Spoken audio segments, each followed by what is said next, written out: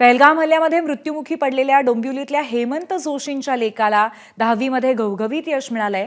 पहलगाम हल्ल्यामध्ये वडील गमावलेल्या ध्रुव जोशीला 10वी मध्ये 80% गुण मिळालेत। मात्र वडील सोबत नसल्यामुळे आनंद साजरा करण्याची इच्छा नसल्याचं ध्रुवने सांगितलंय।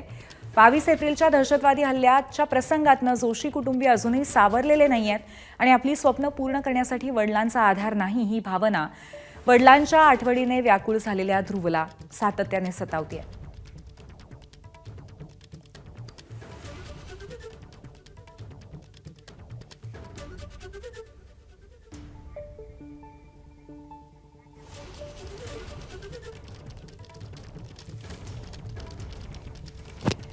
तर पहलगाम हल्ल्यामध्ये जोशी यांचं निधन झालेलं होतं, हेमंत जोशी यांचं, आणि त्यानंतर प्रचंड मोठी अवकळा संपूर्ण कुटुंबियांवरती पसरलेली होती। कारण कदाचित 10वीच्या या परीक्षेनंतर एकंदरीतच सुट्ट्या साजऱ्या करण्यासाठी गेलेल्या ध्रुव जोशीला आता 80% गुण मिळालेत, परंतु तरीसुद्धा आनंद साजरा करण्याची मनस्थिती नसल्याचं त्याने व्यक्त केलंय। एबीपी माझा, उघडा डोळे बघा नीट।